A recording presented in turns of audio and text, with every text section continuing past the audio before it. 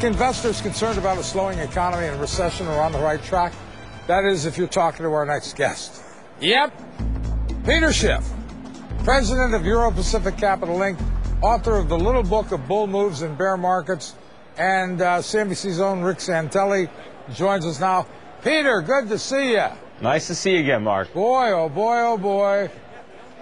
You've gotten your head handed to you in gold. What's going on? Well, remember, Mark, I didn't just start buying gold last month or last week. I've been buying it for years. So obviously gold is off its highs, but it's a lot higher than it was when I first started buying it. Down 30% so far this year.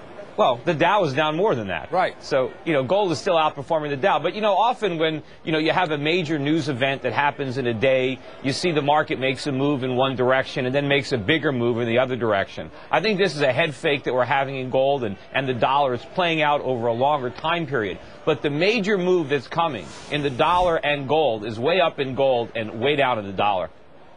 Rick Santelli, do you agree with that, way down in the dollar? Obviously, recent trend, not that direction. Well, I agree with Peter that the commodities are going to be volatile, and we may still be calling this a correction and a bull run.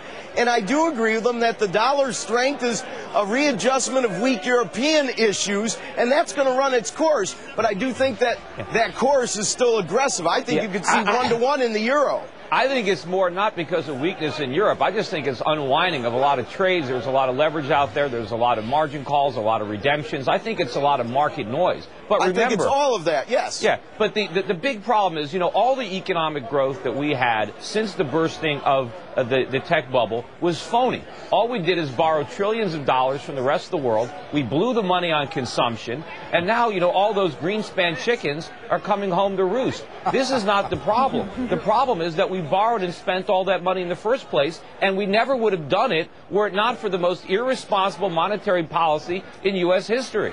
I just had this mental image of millions of chickens with glasses on. Listen, Peter. Yeah. The rats, the Greenspan thing just blew it completely out of my head. Let's go back to the dollar. Why do you think long term the dollar is going down?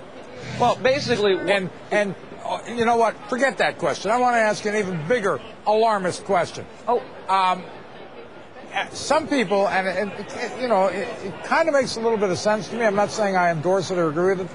But some people are saying the current crisis, this global credit crisis, banking crisis, confidence crisis, etc., demonstrates that the euro is, in the long run, unworkable. What do you think?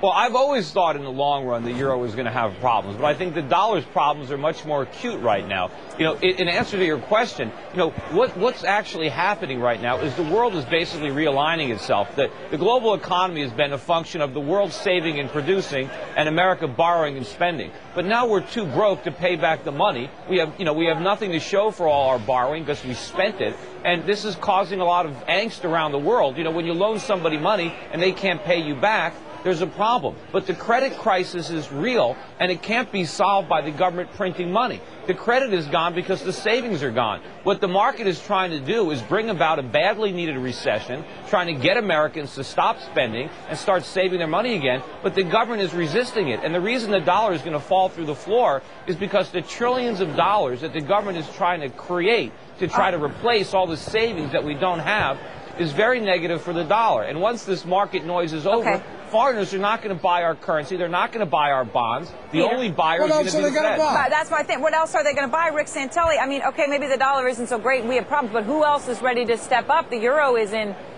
No, but you know what? Think about it. Peter's on to something that I really agree with. That the end game here is that all of these countries recycling our dollars back to support our current account deficit, our trade deficit, even our budget deficit, that once the realignment of the euro and the pound is done, that they aren't going to do that. So I agree with him. There's got to be a major higher interest rate environment around the globe when they stop supporting each other's debt habits. And you got to remember that the problem problems that they're having right now around the world are not because of problems in their economies. It's because of all the bad loans they made to us. You know, we bankrupted. You've got towns in Norway that have gone bankrupt. There's a bailout right now in Norway because of all the bad U.S. mortgages that Norwegian banks are holding on to. Okay, but in Hungary they took out bad mortgages too, and they took currency risk, and they were just as addicted as we were.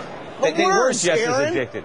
You know what? I deal with a lot of French and Norwegian bankers. I just met with some yesterday. And what I hear is that the only thing a lot of Europeans like better than French pastries were U.S. derivatives. So, you know, I don't know that it's us but remember, to figure at. We had such a huge trade deficit. They were earning all these dollars. They had nothing to do with them. And Wall Street came up with these crazy products that they assured everybody were so safe. And there was a big market for our debt because we had a huge current account deficit, and the money had to go someplace. And Greenspan had rates so low, nobody would put them in treasuries. Okay, we got to go. Guys, Peter Schiff, thank you, them. Peter Schiff, Rick Santelli. I am shocked, sir, shocked that you would meet with French bankers. We'll talk to you later. French and Norwegian bankers, Santelli. What is wrong with him?